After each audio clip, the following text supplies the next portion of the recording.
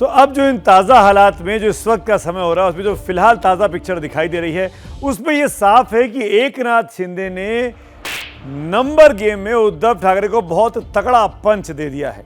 उद्धव ठाकरे की नाक के नीचे से शिवसेना के तमाम विधायक एकनाथ शिंदे के खेमे में एक एक कर जुड़ते जा रहे हैं। लगभग 3/4 विधायक जो हैं वो इस वक्त मुंबई से निकलकर सूरत के रास्ते गुवाहाटी पहुंच चुके हैं।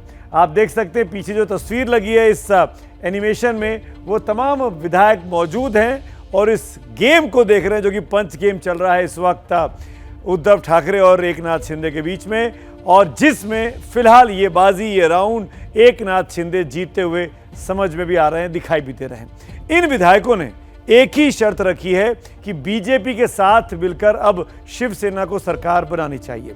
दरअसल शिवसेना और बीजेपी की सरकार बनती है तो शिवसेना के विधायकों और नेताओं के लिए बहुत बड़ी राहत की बात यह है कि वो केंद्रीय एजेंसियों की जांच की फांस से बाहर आ सकते हैं।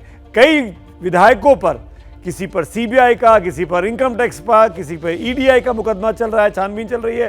तो क्या महाराष्ट्र में तख्ता पलट की यह कहानी ईडी के मुख्यालय में भी लिखी गई है?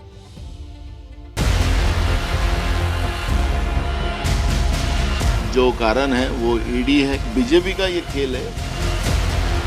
ईडी के दबाव में पार्टी छोड़ता है, वो बाला साहब का भक्त नहीं हो सकता।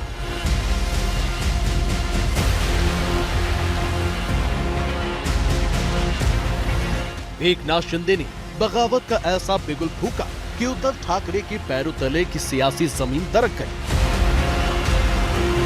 शिवसेना अब शिंदे सेना बनती दिख रही है तो उद्धव मुख्यमंत्री से पूर्व मुख्यमंत्री।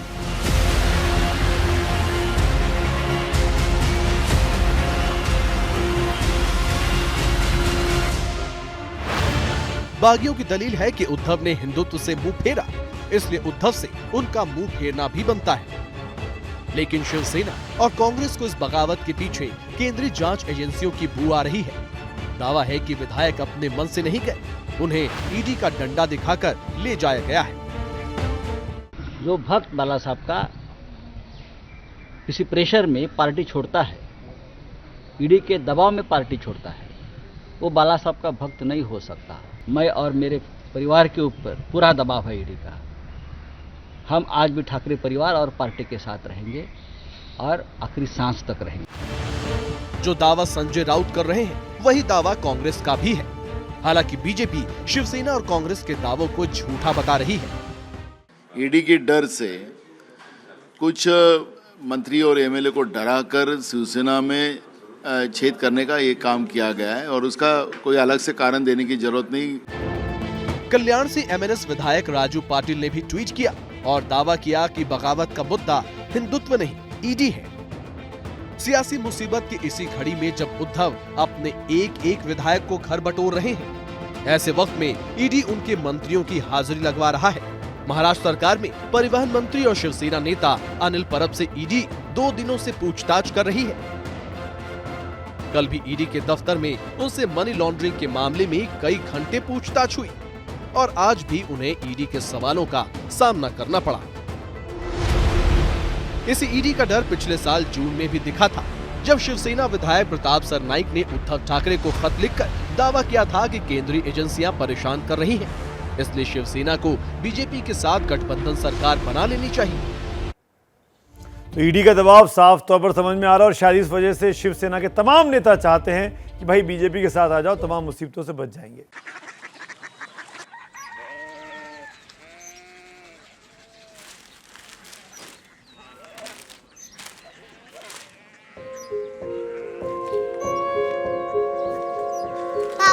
बाबा कोरिया सिटी जानी ना।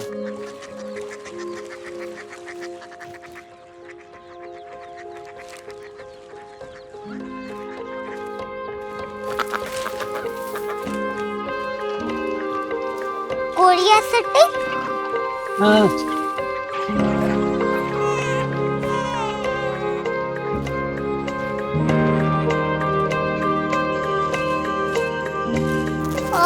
कोरिया सिटी कहाँ पे है? शहर अंग्रेजी लगे हैं।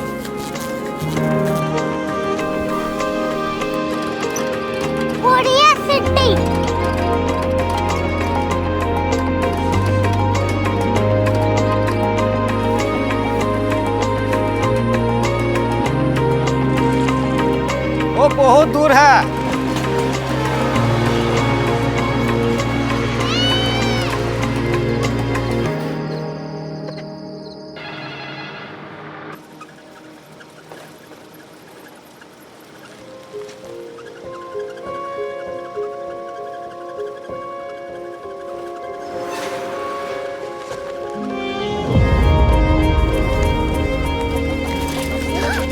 Korea city.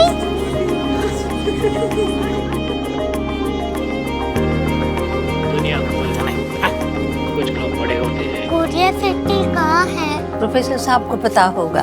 हो, ये छोटा वाला ग्लोब लगता है और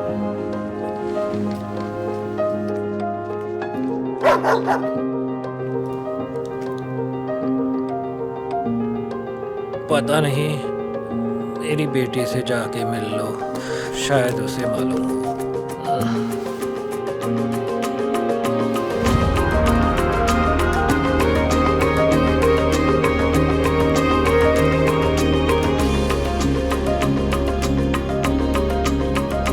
हाय, बाबा ने भेजा है। Come here. Korea city. Korea city नहीं, क्यूरियोसिटी। वो क्या? That's what brought you here. जो तुम्हें यहाँ तक ले आया। क्यूरियोसिटी।